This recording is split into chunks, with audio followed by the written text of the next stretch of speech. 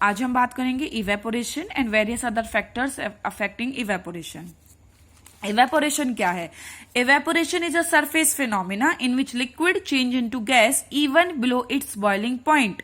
देखिए, जब liquid gas में चेंज होता था तो उस प्रोसेस को बॉइलिंग कहते थे, और जिस तापमान पे लिक्विड गैस में चेंज होता था उस तापमान को बॉइलिंग पॉइंट कहते थे। लेकिन इवेपोरेशन क्या है? इवेपोरेशन में भी लिक्विड गैस में चेंज होता है, लेकिन कब?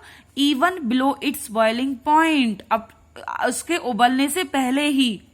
आप धूप में किसी गीले कपड़े को रखते हो और गीला कपड़ा थोड़ी देर बाद देखते हो कि वो सूखा हुआ मिलता है। ऐसा क्यों हुआ? वहां पर जो पानी था वो भाप बन के ऊपर उड़ गया, वायुमंडल में उड़ गया, लेकिन क्या आपने उसको हीट किया? क्या आपने उसको बॉईल किया? नहीं।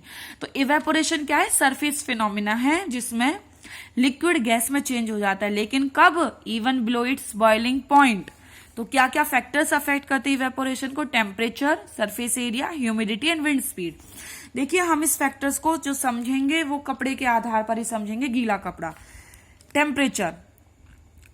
आपने गीले कपड़े को बाहर रख दिया, अगर बाहर गर्मियां हैं, टेम्परेचर ज्यादा होता है तो गीला कपड़ा जल्दी सूखता है। जल्दी सूखने का मतलब क्या हुआ? उसमें इवेपोरेशन ज्यादा हो गया, तो higher the temperature more will be evaporation.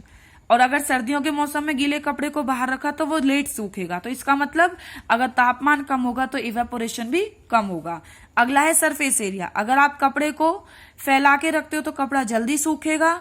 इसका मतलब क्या हुआ? अगर सरफेस एरिया ज्यादा है तो इवेपोरेशन भी ज्यादा होगा। लेकिन अगर आपने कपड़े को फैलाया नहीं, उसे इकट्ठा रख दिया, तो कपड़ा आसानी से नहीं सूखेगा। इसका मतलब अगर सरफेस एरिया कम होगा तो इवेपोरेशन भी कम होगा। आगे है ह्यूमिडिटी। ह्यूमिडिटी का मतलब क्या है? आर्द्रता। मतलब ह्यूमिडिटी का मतलब होता है आर्द्रता। इसका मतलब जैसे सर्दियों के मौसम में, सर्दियों में नहीं सॉरी बरसात के मौसम में आप देखते हो कि वायुमंडल में बहुत ज्यादा बारिश की बूंदों की वजह से बहुत ज्यादा नमी होती है। तो नमी ज्यादा होगी तो कपड़े कम सूखेंगे, लेट सूखेंगे। बारिश के मौसम में कपड़े सूखते ही नहीं है। तो ह्यूमिडिटी ज्यादा होगी तो इवेपोरेशन क्या होगा? कम होगा। विंड स्पीड, हवा की गति कितनी है? गर्मियों में हवा की गति ज्यादा है, higher the wind speed more will be evaporation. और अगर स्पीड कम है तो इवेपोरेशन कम होगा। आगे बात करते हैं लेटेंट हीट।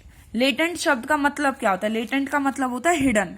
तो the heat required to convert solid into liquid और liquid into vapour without changing the temperature is called latent heat. यहाँ ये लाइन बहुत इंपॉर्टेंट है, without changing the temperature. Latent heat का मतलब होता है हिडन हीट। आपको क्या करना है?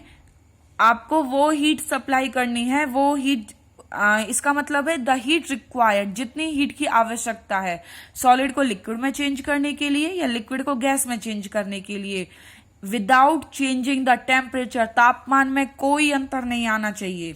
तो लेटेंट हीट दो तरीके की होती है, latent heat of fusion, latent heat of vaporization. Fusion में क्या होता है? फ्यूजन में सॉलिड लिक्विड में चेंज होता है। वेपोराइजेशन का मतलब क्या होता है? लिक्विड किस में चेंज होगा? गैस में चेंज होगा।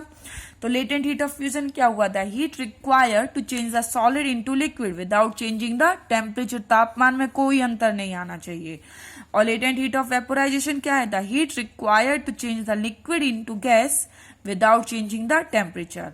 लिक्विड को गैस में चेंज करने के लिए जिस हीट की जरूरत है without changing the temperature is called latent heat of vaporization. Fusion में आप सॉलिड को लिक्विड में चेंज करते हो, तापमान में कोई अंतर नहीं आना चाहिए।